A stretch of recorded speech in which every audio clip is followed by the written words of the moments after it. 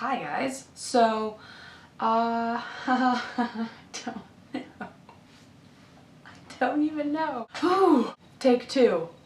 Hi guys. So I don't know if you could tell by the title of this video, but I will be discussing classic science fiction. I have 6 of them that I would like to throw at your mind, face, thing, depending on how close you are to your laptop, actually. Okay, so this is not like a book review so much as a book survey. I'm just hopefully going to keep it very concise when talking about each of these 6 books. If you want more information, just comment below to ask me about plot stuff, or use that fantastic thing called Google. It is helpful, although the internet can lie to you. Also, look out for spoilers. So first up is the Foundation series, or really I should say Isaac Asimov. The reason why I bring up Isaac Asimov is because his series of short stories, which I'm sure we've all heard of, called I, Robot, you're getting kind of like different views on futuristic androids and robotics, kind of like ethical things, like what happens when they can make human decisions, and what happens when like they're taking care of our young and how far that should go. I think it was really thought-provoking, especially for sci-fi, which can sometimes just be like a whole bunch of sparkly technology, but I do like his writing. It's at least in iRobot, not in Foundation. Yeah, Isaac Asimov. The next book is a huge, colossal thing. It is the Dune, first Dune. The front of it boasts that it is science fiction's supreme masterpiece, so not pretentious at all. It's by Frank Herbert. It is kind of an odd story. It has like a bit of a V for Vendetta feel to it, because there's a bit of a betrayal involved on an alien planet that is kind of like a desert. It's pretty political. The sci-fi really is just the fact that it's an alien planet and it's in the future. It is good. I would say if you're going to do a survey of classic science fiction, this is of course a must. It's kind of a big thing, but you can always use it as a paperweight if you never finish it. The third book in my series of classic sci-fi is kind of arguably not sci-fi, but I'm putting it in here because it's my video. What are you gonna do about it? It is 1984 by George Orwell. It takes place in the future. I'm sure you've heard of Big Brother and that kind of thing. It's basically in the future where the government is completely overbearing, highly controls all of the people, and stuff, and rebellions arise. Again, very short, very slight summaries of these things because there's a lot to get through. It was very thought-provoking and haunting. Yes, as the back of it says. It is. It'll make you paranoid, if anything, so that's good. Alright, so the 4th book I wanted to share with you is Brave New World by Aldous Huxley. I think that it goes very well with 1984, so if you're planning on reading any of these two together, I recommend those two.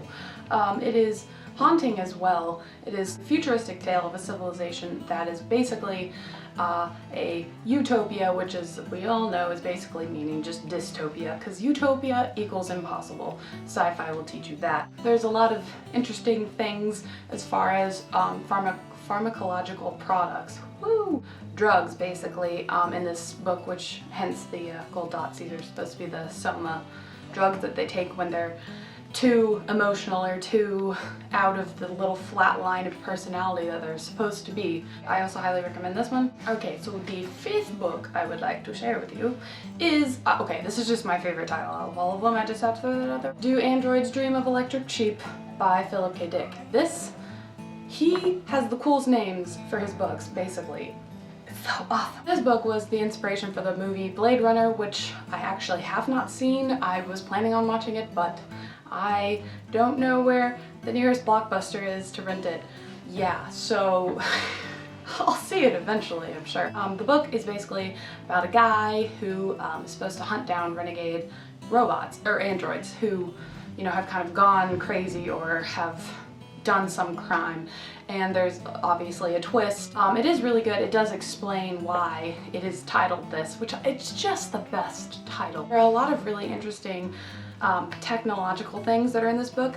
However, they're not glossed over, but they're certainly not explored as much as I would like. And that was kind of like a letdown, but I do think it's very good. It obviously belongs in classic sci-fi. Okay, so the 6th and final book that I wanted to share with you is Ender's Game. which by Orson Scott Card, which really is no surprise considering how the movie is coming out soon.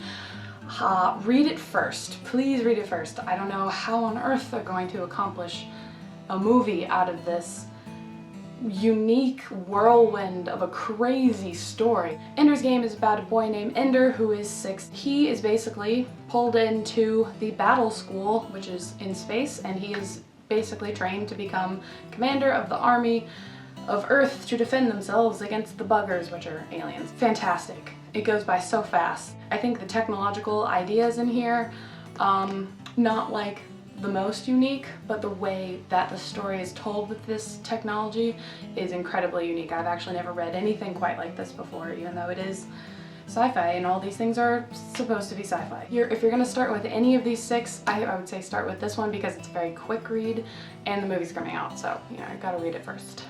Yeah. So that was all I wanted to share with you. The inspiration for this video was really that I'm trying to do a like back to the roots reading style. I'm trying to read the classics in as many genres as I can. Like obviously this is the sci-fi classics, but I'm also reading like the classics of fantasy, which include Michael Moorcock, Mervyn Peake, obviously Tolkien, although I've already read Tolkien, but I'm rereading them to like really get the mindset of what inspired just thousands of authors, and I'm trying to do that, which is why I'm doing this video. So yeah.